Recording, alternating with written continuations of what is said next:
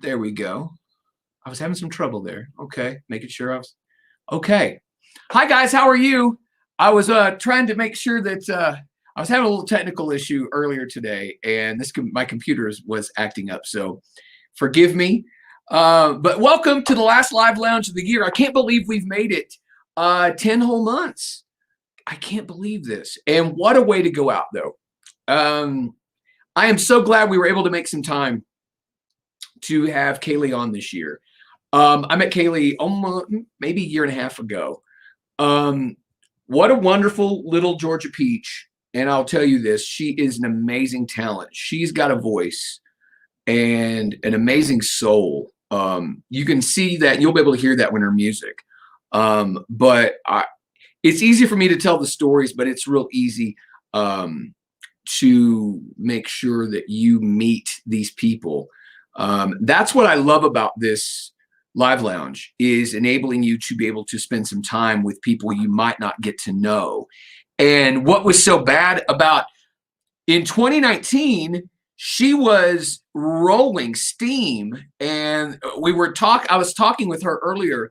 I saw her, she performed at Mercedes-Benz Stadium where the Atlanta Falcons play. She was on this huge stage, and then here come the coronavirus, and it slows everything down. So this year, we're going to catch up with her and find out exactly what all she's been doing. And I'm sure 2021 will be different, but 2020 has been different on everybody. But let's do this and bring up my Hello, everybody. What are you doing?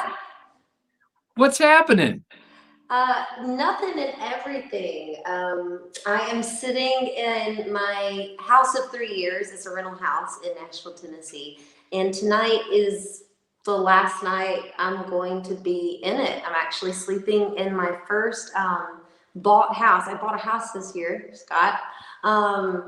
Very big plot twist. I had to go a little bit lower on the budget, but I have a house that I'm so excited now. I have space to have the studio I wanted and to have the garden I want. So really cool twist, like positive twist to 2020 for me.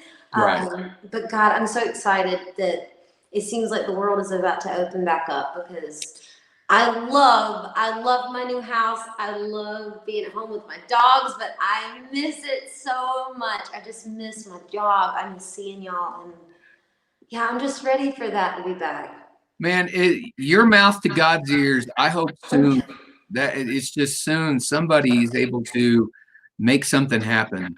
And I mean, I know, okay, so we got the vaccine, and there are a lot of folks that said, okay, look, we're not going to tour till we get a vaccine and we know it's working. Okay, well, let's see what summer looks like. Because to me, that's my prediction. I'm thinking by the summertime, they'll do smaller stuff and just slowly open it back up. But I'm thinking by summer, we should start seeing some action back again. I 100% agree. I always, when people ask me, I tell them I look at Live Nation. It's one of the biggest bookers. I go online and I see what are they booking? And as of now, right now, no one seems to be booking in springtime. So I'm like, okay, well, I'll just hunker down. I'll write the record and produce the record then. And then hopefully in summertime, we can get back together. Absolutely. I also realized how community-based music was. I guess I didn't realize. Right. I should have realized. It's one of those things I think you don't realize until it's a little too late. But it's a weird thing in the world with as much death and hurt we've seen this year, and hatred on different sides. Whatever it is, there's so much darkness. It's just, community things like music, it's one of the only things that brings people together from all backgrounds, and we have that completely cut out. So I'm holding faith onto when we are able to get back together again, it's going to help kind of glue us back together slowly but surely.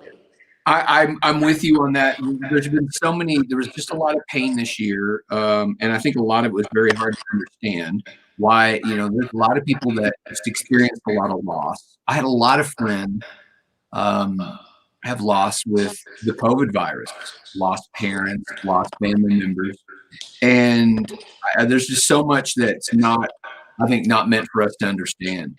But I think a lot of this, even though you guys have been not being able to do your jobs, I think it enabled music still provides healing. And I think that was a lot of it. It's just you guys have been able to write and dig in, and you're experiencing the same things I'm experiencing, and you can put that and use your talent to put that to music and kind of, you feel the same pain I do. I mean, you're a human. And that I think that's going to be a beautiful thing. So there's going to be a lot of great music, I think, that's going to come from this next year. If you think about it, every single artist, every single songwriter, every musician, all these people that, they write brilliant, brilliant records, and then the whole world wants a little bit of them, and it spreads them out so thin that they can't really create the way that they used to, They have to be out marketing the products. And, I think that this time down, it's exactly what you said. I am really excited to see the music that comes out. I think it's going to elevate a bar that, I think every single genre needs an elevation of the bar every decade. Somehow, either sonically, there's different elements of all songs. There's the sonic side, there's the lyrical side, there's the just metaphoric side even. But like, there's something about that I think when you have like this hard reset, there's no way that we're not going to get a new depth of music. I can't see us coming out of this and not learning something about ourselves or the world and finding a way to create something just different and special through it. I'm really excited. I am too. And it's nice to see a lot of people. The first thing they've said, even though it's been financially difficult on many of you, it enabled you to be able to spend some time with people that you wouldn't have been able to spend time with. It enabled you to be able to spend time with family. And I think that's a lot of the artists saying, hey, listen, these guys have children, and they would hit the bus Wednesday night and they wouldn't come back in until the middle of the night, Sunday morning, Monday, maybe take the kids to school, and then they're gone Wednesday again. And they're, or if they're too far off, they just have to stay out. And they're missing their kids. And a lot of them have been able to spend the last 10 months with their children. I can only imagine how that is as a parent. I know that as a dog parent, as a dog mom, a single dog mom, man, it's a hard life when you're a tour musician, but someone's got to pay the bills and give her the backyard she deserves. It's so funny now that I'm at home. I would think my dog would be so much more happier.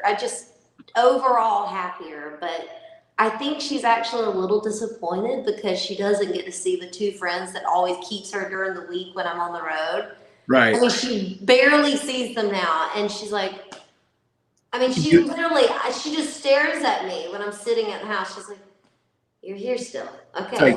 Do anything with your day?" Like, I feel like she wants me to leave sometimes. She's silently judging me.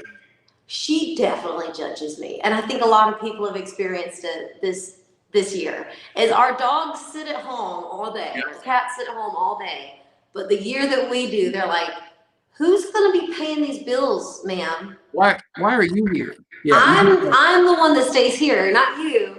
Yeah, she definitely judges me. Right now, she's just a little panic ball of fur because moving, she wants to try and jump in the car every single time I open the door. She sprints out and tries to get underneath the car. So I have to be real safe with her. But I have so many problems lately, Scott, and they are the best problems that I could ask for. You know what I mean? Right. I totally get it. Did she get a nice big backyard at the new house? Oh, yeah. She's got a cute little fenced-in front yard, and then she's got a big, little stretch in the back that's unfenced that she can go run when she gets the zoomies. Yeah.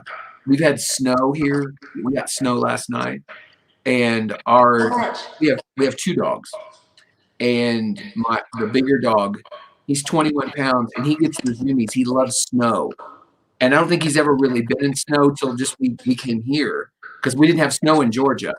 So it's the first time we really experienced snow, and we just have a little patch in the backyard, and he gets the zoomies and runs back and forth, and he can't run really that well because he's uncoordinated. He's the nerdiest dog ever. But his little butt, right?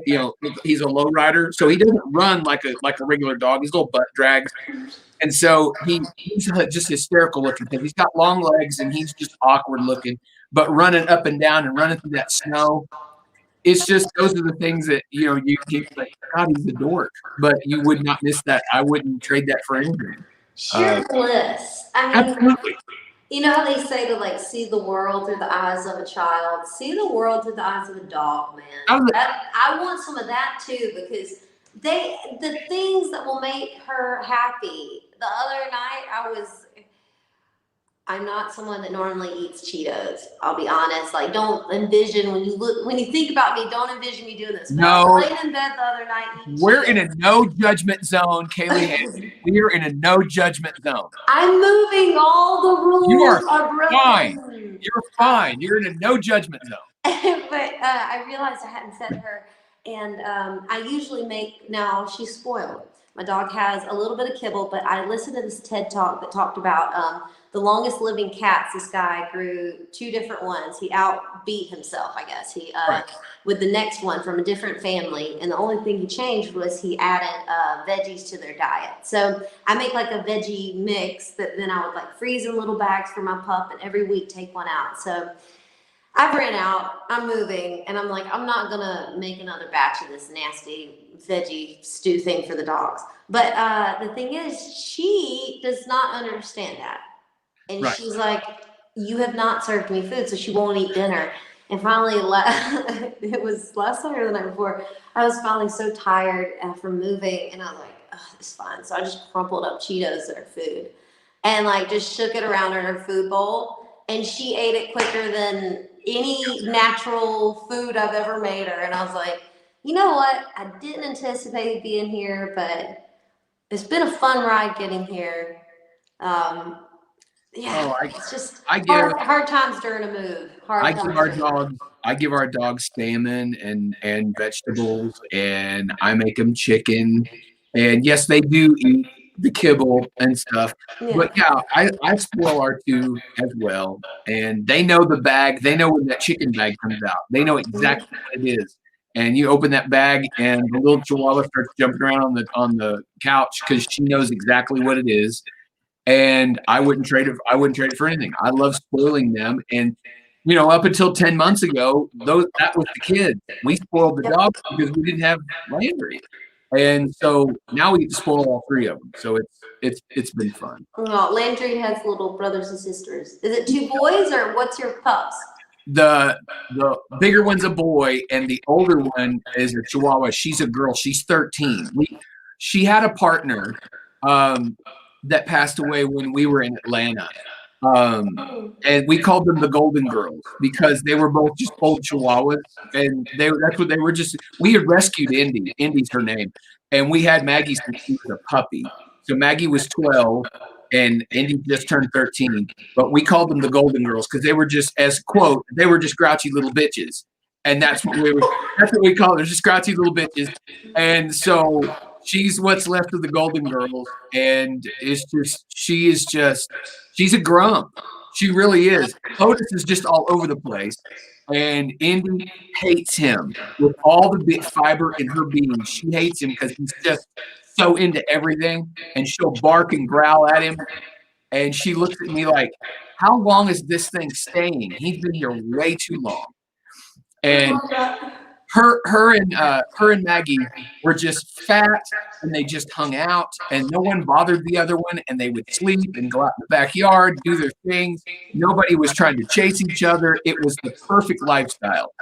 And adding Otis to this has changed the dynamic of her, where she hates everything. So, but yeah, they're adorable. They're adorable. It's hard adjusting. I hate changes too. We all do. That makes us normal. Let's play music, Caylee, because I came here to hear you play and not hear us talk about our dog. Well, because what are we gonna do? What are we gonna do? Like, I'm gonna sing with you. What are you gonna do? Well, why don't I sing a song about my dog? No, I'm kidding. Yeah, exactly. I wrote a song about my dog. Here. Let me think. Can I play something new? Play whatever you want. Okay. Just give the story behind it. Whatever it is, kind of set it up. Let me know, let us know what it is. Okay. Wrote the song in May. All right. I was adjusting pretty well to COVID life, sitting at home. I was doing Zooms, and I was either writing all day or I was doing Zoom interviews. I mean, 6, 7 hours a day at least. Like it would just numb my brain, at that point. And at the end of the day, I just would feel so restless, and I would go run through the neighborhood, and I would run to this kind of farther neighborhood from mine that is very much so ritzier than mine by far. Like they got money. And the way I know this is that these are the people that cut their lawn. Like if their lawn is shaped like this, they cut diagonally. Oh, yeah, because then it looks like a golf course. Yeah, and it's harder. That's why I think they do it. It's just harder, so it's cooler looking. Because they can't. Yeah, so there's this one house that I always go down this one street, and it's perfect, picture perfect houses on every lot. And there's this one house, though, that always draws my eye, and it is the epitome of what I think a dream house would be for someone moving to Nashville. Like, wow. And the thing is, I've never seen anyone go in it, never seen anyone come out of it, never seen anyone like maintaining the lawn or anything, but it's always just picture perfect. And at that point, like I was trying to get a red wine stain and a cast iron pan stain off of this like white, I don't even know what type of, the cheap counter. It's like, everything stains it. And of course it's like a white color that when you try to Clorox it, then it's a brighter white than the rest of the countertop. It's an ongoing struggle. But I would go and I'd run past these houses, and every time I pass that house, I'd go, is it as good on the inside? I bet if I had a bigger house, I'd have everything figured out. All I need is more space. I could figure this out if I had more space. And I wrote this song with one of my best friends, Thomas Fincham, and a few months pass. I start looking at houses. I look and I find the dream house. I call a friend. I'm like, I have to get your realtor. I just found a house. I have to go see it tomorrow.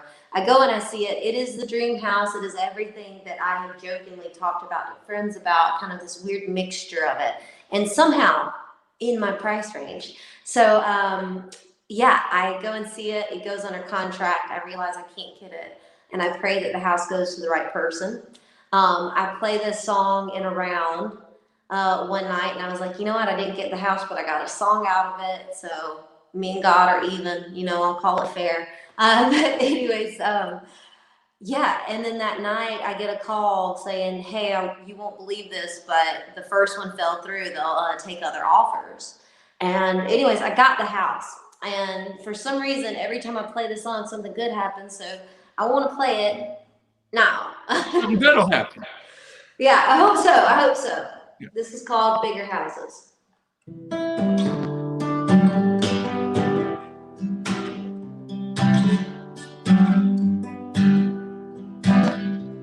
Wouldn't say that I ain't happy ain't content. So I drive to the nicest side of town. I study how they live. Long cut in a diamond pen. Paved driveway lined with flowers. Sure paints a pretty picture. Must mean they got it all together. I just wanna have it all together. We're all dreaming about big houses, but we're needing a little more space. Do you eat out it all? Dig it out in a new place. 'Cause the grass is always greener in front of those bigger houses.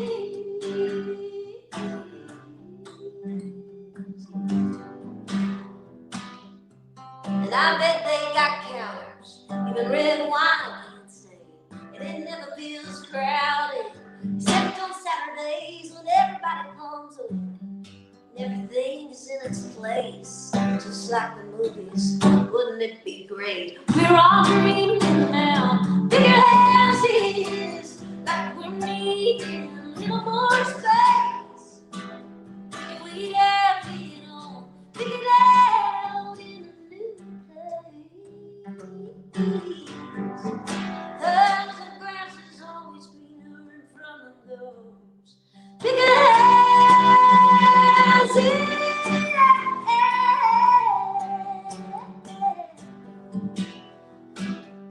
Who knows if bigger's really better? We're only better looking here. Who knows if this goes on forever? It's wonderful we ain't got it. But we keep dreaming about bigger houses, like we're needing just a little more space. We have it all figured out in a new place. How come the grass is always greener? How come the grass is always greener in front of those bigger houses?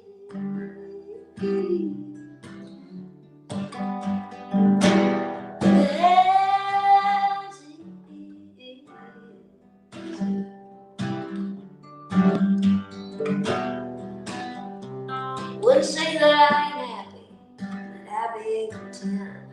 So I dropped to the nicest side of town. I study how they live.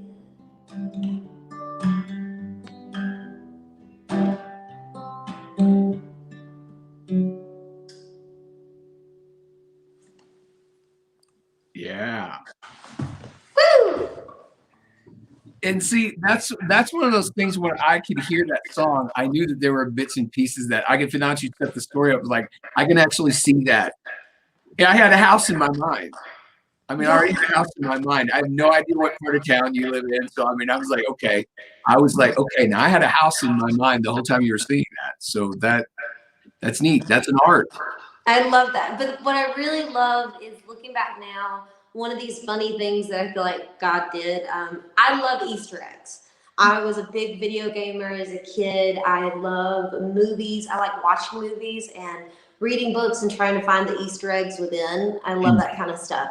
Right. So as a creator, I wanted to put that kind of stuff in. And I think because of that, God gives me little things like that in my music later on in life, because he knows I like it. And one of the things that I thought was so funny was, now that they got counters, even red wine can't stain. And I was like, I do too now. I got these real thick wooden, like butcher block counters that are perfect for me. You're like, I can't tear them up. That is so awesome. That is so cool. So I guess what have you been? I mean, I know we've all had to take time down, but I noticed that you got to do a really cool collaboration with art from everywhere. How did that happen? Because I saw the song and I went back and I watched it. I saw it when it first came out, and I was just like, how did you pull that off? I ask. You ask and you shall receive. Pretty much. I mean, so the way this all was inspired was really Reba and my manager, Mary Hilliard. When we first were making this record, I sent all the songs in and I was sitting with my management team and I was like, okay, I think I want to put them in this order, we're trying to figure out what order. And my manager, Mary Hilliard, said, well, who do you want on the record, like, to sing with you? And I looked up and I know this is stupid. Like, you should know that you can have anyone on your record, really, but like, hadn't thought about that yet. And the first thing I said was, I was like, okay, I have to have Tennille and Ashley McBride. I love those two girls. I just really want them on Mean Something. And Mary was like, perfect, go ahead and call them. And I said, okay. And then she's like, do you have any dreams, like bucket list kind of people? And I was like, well, I have, of course, the bucket list. I mean, the elite of country music. I would love to work with all of them, but she goes, on this record, who? And I was like, how cool would it be if for some reason Reba like sang on Redhead at some point? And she was like, ha ha ha, like, wow, that'd be a hard one. And I was like, yeah, but who knows? So Anyways, Mary, because I said that, Mary asked her, yeah, Reba's manager, sorry. And her manager said, well, I'll play it for Reba and ask her. And she listened to it. She goes, yeah, I like the song. I'll sing on it. So, I mean, honestly, we asked. That all we did was we just asked her. So ever since then, like the Alan Jackson thing, I was like, I love this song. I'd love to do a duet. Like, I'd love to sing with Alan Jackson. So my team asked his team, and he goes, sure. So I've learned that I've always, most of my life, I have let the fear of no, of being denied something, hold me back from love, hold me back from opportunities and jobs, hold me back from anything that, my heart really wanted. And I'm just done with it because I've realized that the worst thing that can happen is they say no. Right. But the best thing that could happen is you can get a song with Reba McEntire or Alan Jackson by asking, by working your tail off and then asking, and they're willing, And anyways, a friend of mine, Stephen Wilson Jr. on Spotify, he is I don't know if I can say this on here, but a bad beep, songwriter, artist, everything. I just love the guy. Right. And we have he's, I guess, the mutual friend between me and Alexakis from Everclear. Mm-hmm. And I just asked him, I was like, well, this is really weird, but Just Friends, the ending part of Just Friends, the rocking part, was inspired by Everclear. I was binging them at the time. I was going through the breakup, and their angst in their storytelling and songwriting, it helped me. Like, it helped me get through it. So I wanted to bring that type of angst into this song to help myself get over this guy. And I said, so I just want to ask him if he'd be in the video. I thought he lived in Nashville at the time. That's why I was like, I might as well just ask. And anyway, Steven sent me his number, so I text Art, and I was like, I know you don't know me from anybody, but this is my name, this is my music, blah, blah, blah. I sent him the link, and he goes, hey, cool to meet you. I don't have Spotify. Can you send me a link somewhere else? And like, there was so many little moments. I was like, oh, here's this. And he's like, I don't use that or whatever. And I was like, oh no, I look like a fool. Anyways, we finally get it all together, and he's like, I would love to. So he agreed to come and be in the Just Friends music video. He flew across country to do that. Did not realize he was living back in LA at the time. Wow. So anyways, when he got out here, we started talking about I Will Buy You a New Life and how that song really inspired me the most. It was the one that got me into it. It was really their first, I guess, big mainstream hit. And it's what drew me in. It was a lot of inspiration behind Just Friends, the music video. So we got to redo that, and I got to go in the studio and kind of like map it out right before and bring it in and surprise him, because I wanted him in on all of it. I was like, I want to arrange it in a new, fresh way, but I want you to be part of it because this is your song. And he just kept telling me, he's like, no. He goes, kid, this is your song. It was my song 20 years ago. I got to do it the way I wanted, and now you get to do it the way you want it. So set it up the way you want it. And we ran that song 4 times. I think the take that you see is the 4th take. Mm-hmm. But yeah, no rehearsal, no practice, just like, let's run it, true rock and roll. And that's the way rock and roll really should be. Because it was so cool. But if you watch in that video, I hated this part, but I was like, well, we can't change it. It's live. There's a part in my face that I'm staring at Art's back, and it looks like I have a resting bitch face, to be completely honest. Like, I'm like staring at him like this, but in my head, I'm like, don't forget the lyric. Don't forget the lyric. Don't forget the lyric. That is Art. Don't forget the lyric. This is his song, and you know how intimidating it is when you go to sing a song that you've listened to your whole life at karaoke? And then you realize, oh, wow, it's really hard to sing, this song without them singing along to it. Try to go sing the song with the artists themselves singing along to it in person beside you, and you're harmonizing with them. Like, I felt like it was, even like the behind the scene videos, Scott, my eyes are like this. Mine would have been too. I realized that I couldn't hold it in. That was probably one of the first times I've truly fangirled on site in life. And he was so cool. He was such a cool dude. And one thing I love to tell people that like he's just like, oh, whatever. And I won't say this in front of him, but like, because it just embarrasses him. Right. You know, in his music, when he talks about the line, "A father of mine," that when I'm a grown man with a child of my own, I swear I'm not going to let him know the pain that I've known. Mhm. He is a wonderful father. And the way he talks about his kids, it's beautiful. And it just makes me really happy when you see something good and wholesome like that come to fruition Mhm. in someone that's probably seen such a hard life, like Right. just in the beginning of his life, and then, you know, in the rock world, just such a hardcore, like fast-paced life.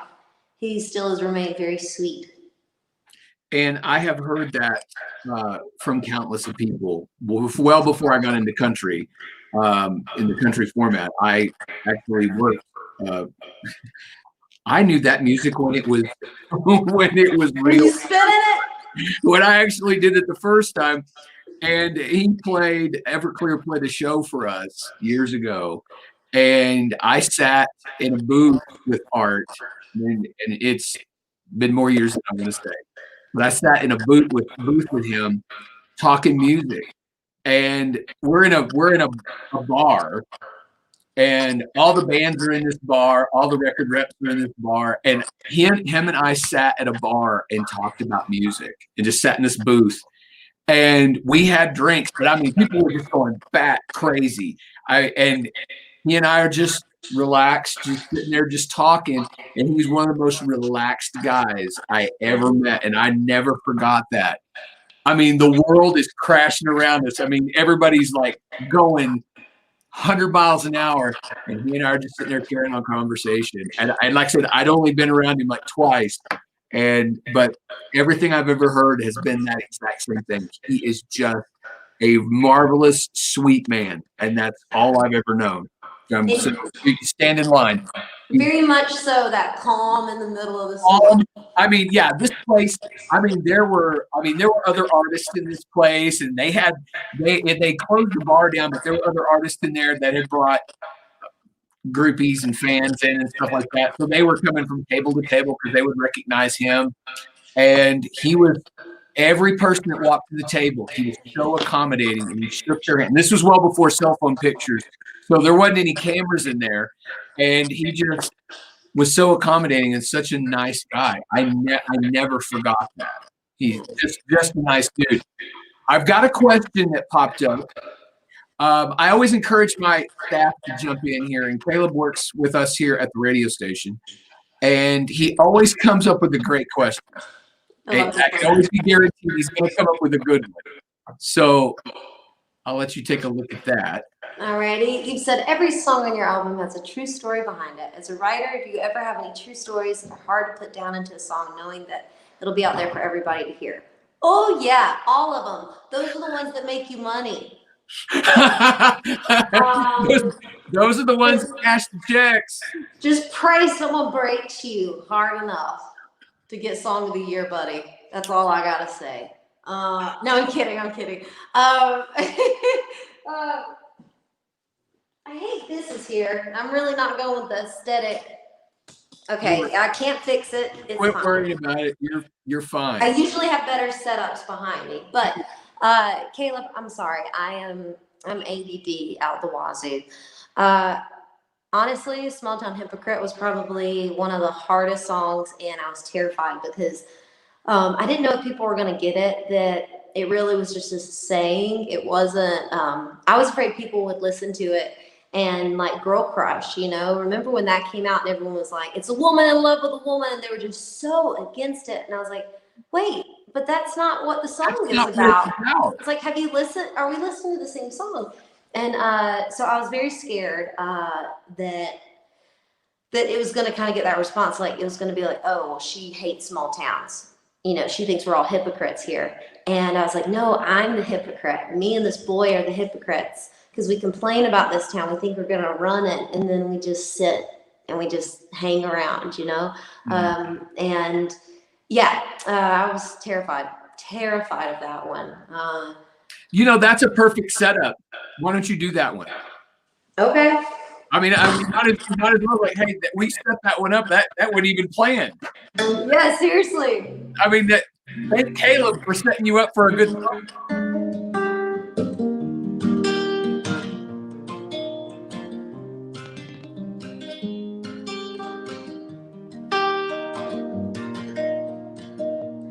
Hand-me-down dreams got me high in the rafters. Homecoming queen couldn't be an outside, so there I'd sit, with cigarette lit in a leather jacket. I found a boy who was a stranger too.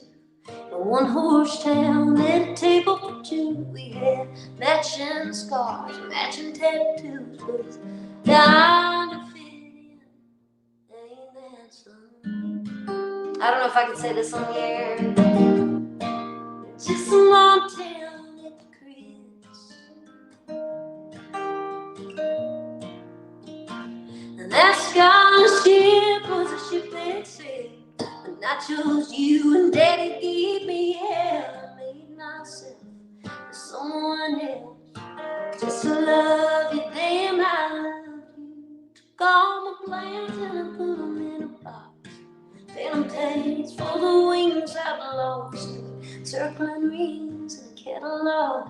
For 7 years you never got my hint. Ain't that some shit? Just a small town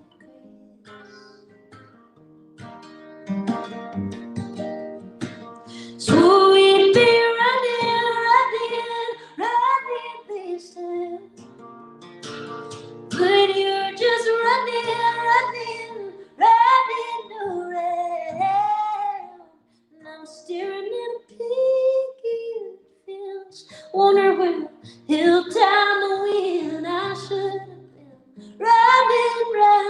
riding down there.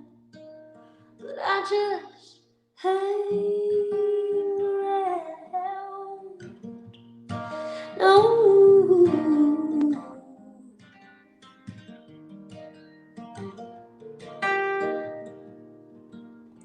Love shot me out like a rocket, never to return. Man, I forgot how it feels to fall from orbit, land on shifting sand. Felt my heart at the bottom of a bucket. You said you needed space, dim it out till you moved in a vinyl sided double wide. A couple of her kids, ain't that slow?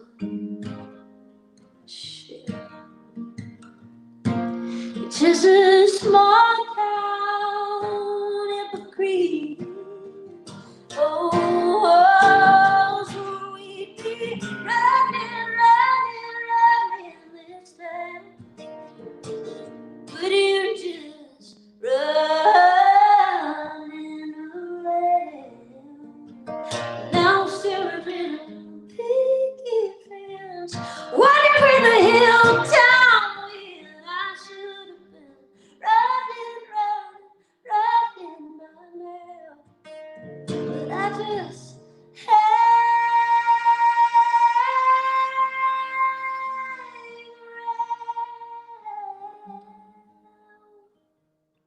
around. No, I bitch about how things turn, how they should have been. The bridges that are burned and the trains I didn't catch. Like a small town hypocrite.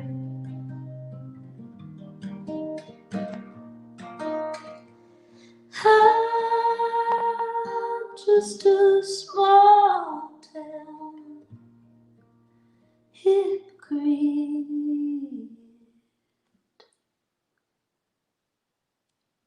Oh, my hair is so rough. As I sing, it just flops. No. I can assure you not one person is worried about your hair. I feel like I just take such pride in my Zooms. I'm always like using it as my excuse to feel normal for the week. You know, I don't wear any like makeup during the week until I do something, and then I'm like, full costume makeup. Well, like I I'm don't about to go either. on stage. I don't wear any makeup either during the week, only on the weekends. And I'm telling you, it's a reason to, there's not any amount of makeup that can help this. This is why I did radio. Because You are cute as a button. if I was good looking, I'd be on TV. That's always been my day one. If I was good looking, I'd be on television. That's why I had to do radio. I will tell you this. When you were saying something about, can I say this on, great, you can say whatever you want to. And I think one of the things that attracted me to you and your sound was when you came and did your radio visit with us in Atlanta, you sang songs as they were written.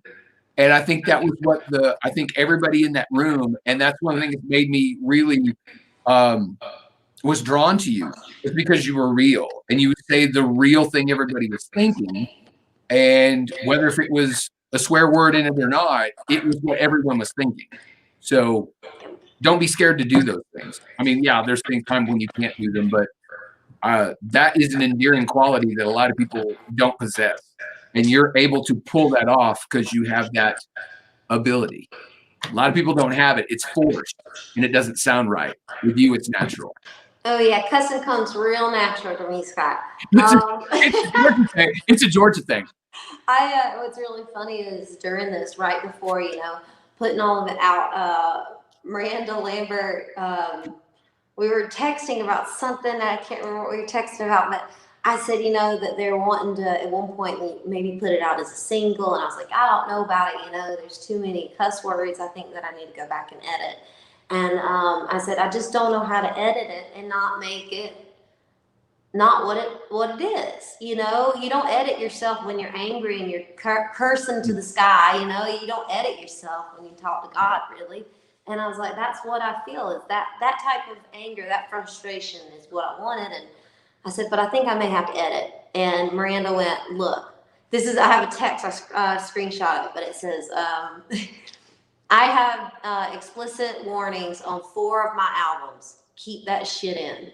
Exactly. And I just was like, okay. I agree. If you tell me to keep it in, I will keep it in. I agree 100%. I agree 100%. Do not become something that you think someone else needs you to be. Be real, because when you change that, you're changing yourself. That's not what you are. So I remember hearing Casey Musgraves. I discovered her music right before I moved to Nashville in 2013. And I remember hearing her stuff, and even I remember her talking about the thing what is it? Kiss lots of boys, kiss lots of girls, roll a toke if you want or don't. She was saying all these different things that I've never heard someone really say, except for some of the B-side of Willie Nelson stuff, right, as far as the toke and stuff. But yeah, you didn't hear that stuff said in a country market. And I realized I was always country. I was never going to be out of country. I was born country. I talk country. I sing it. And but I always felt like sometimes my stories, I didn't know if they always fit in, because I did want to be a little edgier. I wanted to talk about things that maybe others didn't want to talk about. And I remember hearing that first Casey Musgraves record and going, well, someone can. And then I remember finding Brandy Clark, and that gave me another push. And just finding different people being themselves have inspired me to be myself. So if anyone's listening and just needing a little push to get out of where fear is trying to put you in your life, you got to be yourself. You can inspire others through it, man. There are a lot of strong women in the format, and I put you in that list. But there are a lot of great women that I am proud to be a pioneer, and I will say that word because there's just not a lot of female support. But I can assure you, I will play it when it's good and when it's right. It doesn't matter.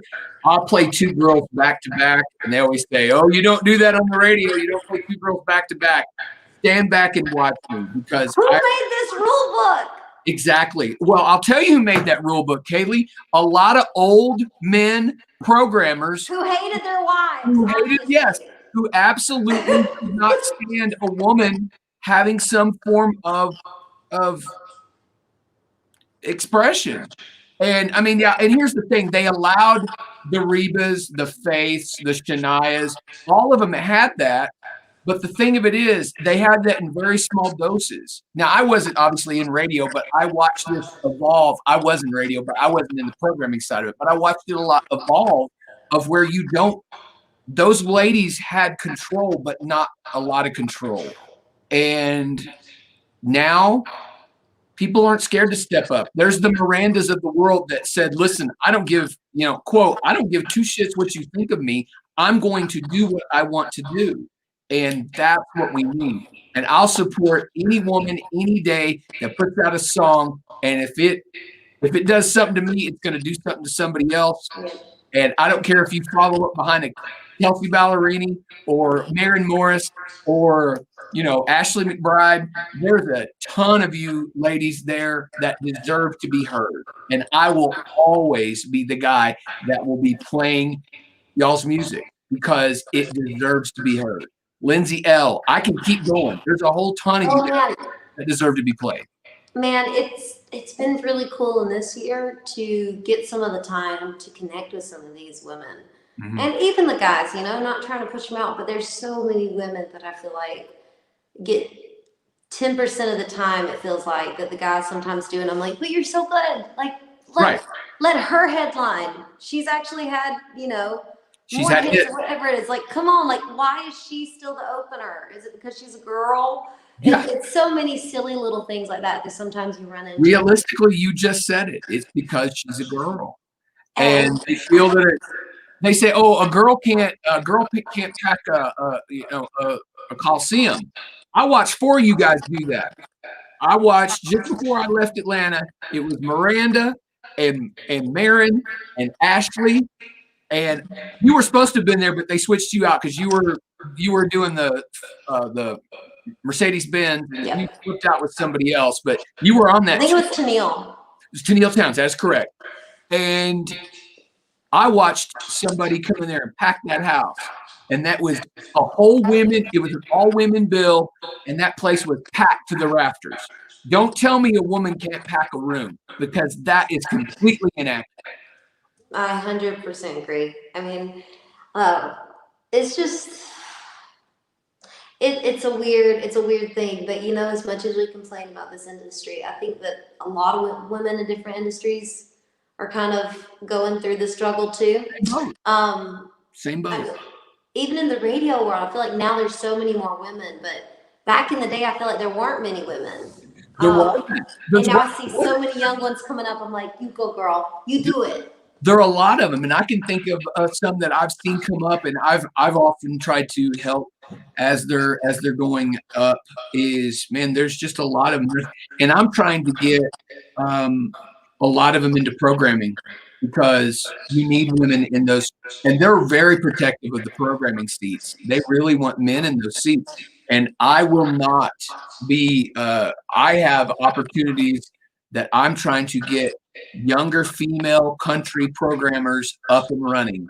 And that is my goal, is to get younger females that know what they're doing and not be scared to get in the boys club and shake stuff up, because that's what we need. And I won't rest until that happens. I need to make sure there's some good girls that are taking over when I'm ready to retire. And I want to turn this over to a good group of strong girls and some good guys that can work together and understand that a playlist is built on abilities, and not because, oh, there's so many guys, you need to have a girl every quarter, a girl can't play every quarter out. That's bullshit. And I'll be the first one to say it. It is. If a song is good, play it. I will burn a song down if it's good. And that is hands down the truth. And I hate that you guys have to keep fighting this. I really do. Man, I'm wondering, and maybe it is, music is waves. It's just like the ocean. Maybe it's waves. And if it is, I just want the 90s country wave to come back. And it'd be like just a crazy woman dive of like just hit after hit after hit. Here's a dance hit and another hit. Like, just, man, there was a time there that it was like every single week, another Faith Hill, Shania Twain, Leanne Womack, Leanne Rhymes. Like, any one of them was going to drop some gold on you. And then like Cheryl Wright would come out of nowhere, single white female, and you're like, who is this? And then Jamie O'Neal was like, there is no Arizona. There's no Arizona. Wait, what? Like, I mean, so many of them, like Rosemary's Granddaughter, what, you know, just so many different songs that came out and different artists that like, yeah, they raised me. I think that's why I'm just so about, you know, women as the storytellers, was the women that raised me. When I listen to women in country, I think of their stories. When you said Rosemary's Granddaughter, it's Marcel's wife, Jessica. God, I can't think her name. Jessica. Jessica Andrews? Jessica Andrews. She's married to Marcel, the video, the director. And they both, Jessica Andrews, the one and only hit. But man, I still play that to this very day. That is a smash hit. Okay, random group. I need to ask you about Shadazy. Where are they? What happened with them? Why did they just leave? Because I loved them. As a kid, I thought that them, in my mind, them and Dixie Chicks were like best friend groups, and they were the equivalent of one another. And then I moved to Nashville, and no one in Nashville really knew about them except in the industry. Like, young people don't know about them, and I was like, y'all got to listen to Shadazy. If you've never listened, go and look up their records. Absolutely. I could not agree. They were on Lyric Street at the very tail end of their career, and they were on with Rascal Flatts, and I think who else was on Lyric Street at that time. But anyway, there was a lot of bigger males, let's be honest. There was a lot of bigger men, and I think they just got lost in the shuffle. And I think it's very sad because they were very talented. I completely agree. I have women, and like on my station, I actually spotlight when a woman plays, especially someone who paved the road, and that is what the liner says. We could not have the women of today if it weren't for the women of yesterday. And these women take it away. And so that's where I have the room for Kathy Mattea and the Judds and Faith and Shania and Leanne and Trisha. And I have they have their own category. Good. And I play those, and they may butt up right behind one of you guys, but I don't spread them apart because that's part of the thing. That's what sells the magic. One would not have happened without the other. You wouldn't have known about Jamie O'Neal. You wouldn't have known about Jessica Andrews. You wouldn't have known about let's see who else. Name one person in your industry right now that is not saying Strawberry Wine at some point of your life. I heard Carrie Underwood sing Strawberry Wine at a Universal event like a year or two ago. Right. And I was just like, who would have thought I'd get to hear Carrie Underwood sing Strawberry Wine at a chicken tender restaurant? Right. I mean, like, what is life? Exactly, because those are the songs that you heard growing up, and those were the songs that you heard girls going. And like, it's one of those songs that I can assure you that if you did some sort of writer's round, or when you were starting out and singing, that was one of the first songs that a girl did with Strawberry Wine, because it was. And the Wreckers are going to put out new music in 21. Jessica and Michelle are going to get back together. And I mean, who didn't love, Leave the Pieces? That was another song I play. Now, granted, they had. Leave the Pieces was so. Oh! See? Smash. And it's just that little pieces of magic that women had something to do with. And why it takes these old codger programmers who collect these lists, and I can say that now that I'm out from under the old codgers who collect them. That's the thing. I let people create their own magic. That's the beauty of being able to program your own stuff. Is I create the magic, but I let these guys create their own stuff. That's what I love. Is I want people to create their own magic. If it touches you, it's going to touch someone else, and that's the beauty of having somebody like yourself or anybody to be able to present your art. That's what I protect, is your art. And that's what I will do till the day I die, is I want you guys to be able to present your art in the way that you heard it and the way you felt it. Don't let anybody tell you that your art has to be different, because it won't work. There's going to be people that'll sit in big offices with the big glass wall on the 20th floor that'll tell you differently. And if you don't feel it in your own house, you're never going to feel it in a conference room, in a big big story building. They don't get it. They didn't live your life. That's exactly my rule. And granted, I ultimately don't have to answer for that. But I do know I wouldn't let anybody sell me. If it's something that you can sit in an empty room and sing it and feel it, there's going to be a room full of concert people eventually one day that will feel this too. So, you know what song, old, I guess 90s song that I have, maybe it's early 2000s. Couple of guys sitting around drinking down at the Starlight Bar. yes, that's faith. One says, yes, a secret of life. The secret of life. Cup of coffee. Like, oh my gosh, like, Secret of Life is a beautiful woman, and Marilyn stares down from the barroom wall. Like, such a good songwriting too. And I don't know. But that was the call. That's what you have to, There'll be a day where we could, and I love the fact that there are a lot of people that are venturing out and playing a lot of girls and dedicating channels where it's just girls. And believe me, I think it needs to happen. Taylor, right now, Taylor's writing some of the best stuff I think she's ever done. Same. And there is just so much good stuff out there right now. And I think we're just seeing the very tip of it. Like I told you earlier, I think 21 is going to bring out a lot of music because people have had 10 months to sit still. I think 21 should be the year of the music. I agree. Year of the music. I really like that. There you go. Can I play us a Christmas song before we go? You can. I would love to have you do that. And you know what? I'm almost imagining that Megan and Ashley are probably having a stroke because I've kept you on here about 30 minutes longer than I was supposed to. You're okay. I honestly could keep on talking, but my phone just said 10%.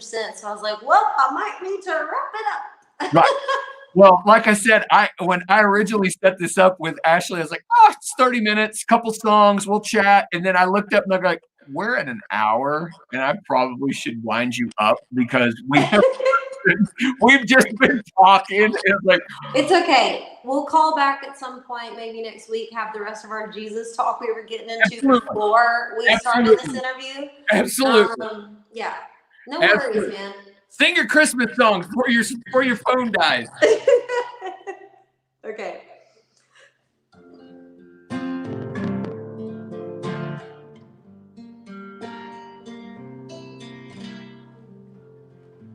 Have yourself a merry little Christmas. Let your heart be light. Next year all our troubles will be out of sight.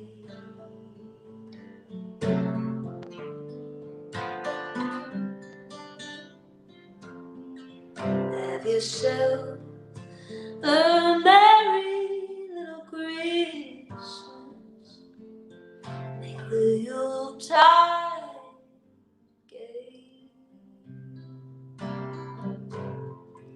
Next year all our troubles will be miles away.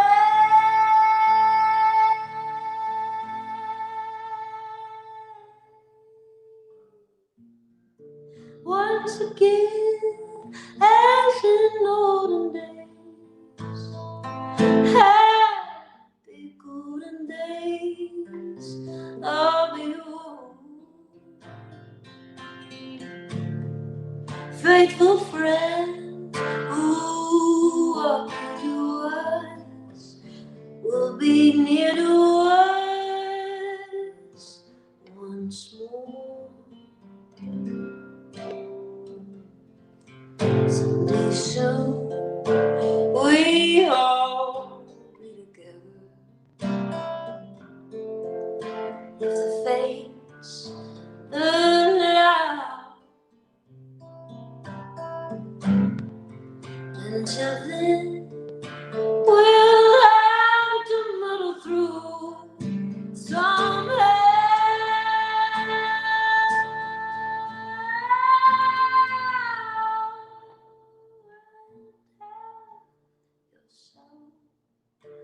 A merry little Christmas now.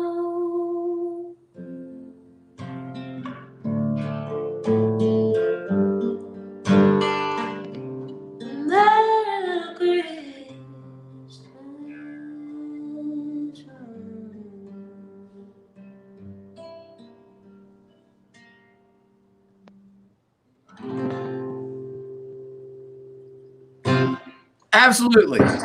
Now we're in the Christmas spirit. Christmas can Bada start. bing, bada boom, we are here, Santa Claus. Christmas can start. All right. Well, what a great way to end our year. And I told everybody before we started that you were our last live lounge of the year. And I couldn't think of a better way to go out. I've had so much fun talking to you. Me too. Thank you so much for having me. You're very welcome. And have a very Merry Christmas. Are you going to go home? Are you going to Yes, get to I go back? am. I'm going to go home and see my family. I am going to stay in town though. I got a house that I have this little secret like top floor of it that has just a tiny little deck for a telescope. And so I'm going to stay in Nashville for the 21st. That when you get to see, I think it's Saturn and Jupiter are lining up. It creates Bethlehem star. What is it called? Bethlehem star. Yeah. Yeah. But yeah, it only happens 800 years or Yeah. so. So I'm going to stay up here and watch that. And then as soon as it's done, I'm going to go home for a while and see my family. Cool. That is really cool. And Sunday night between 8 and 1, I'm a space nerd too.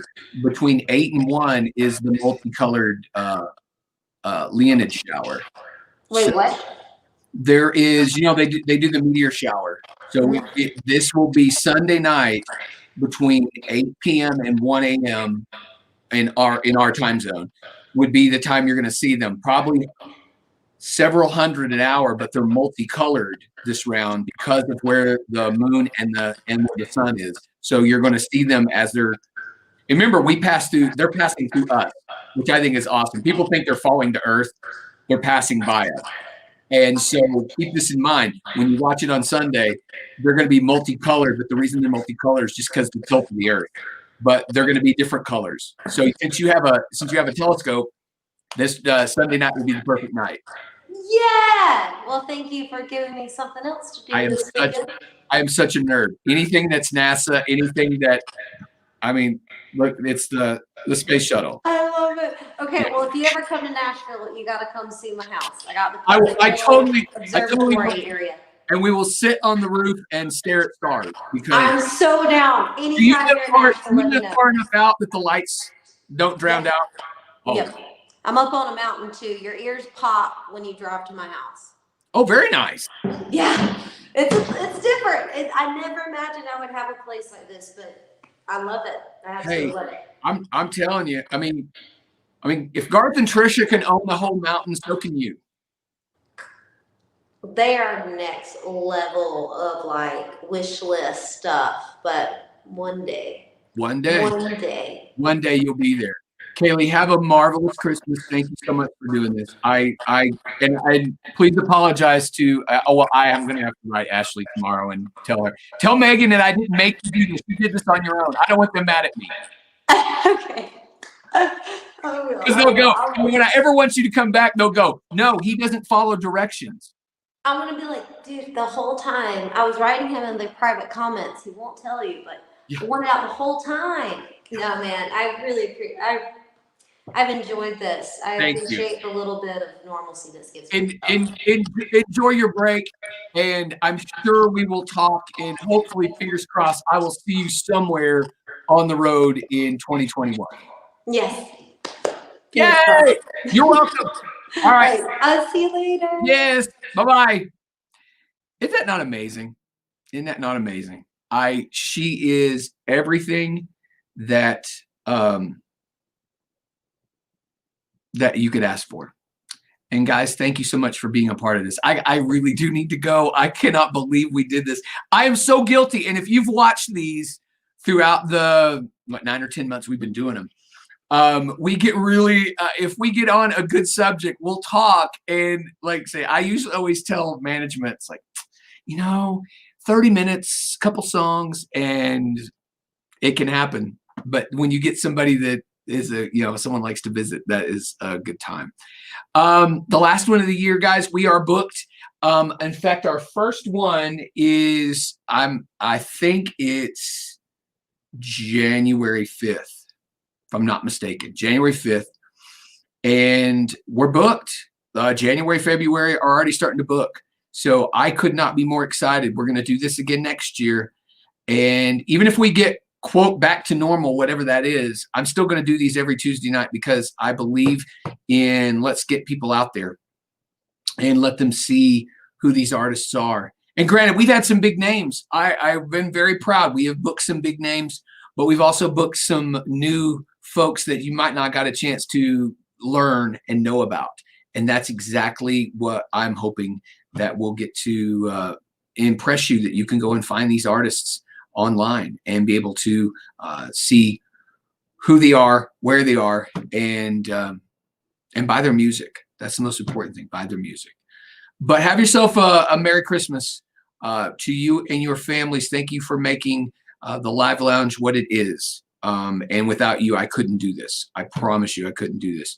But all the radio stations along the Alpha Country that carry this, thank you. And I couldn't do it without you guys either.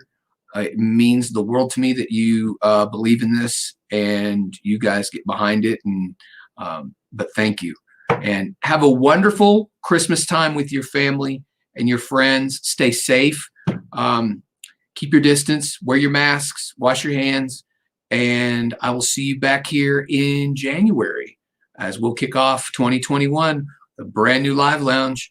And thank you very much. Merry Christmas.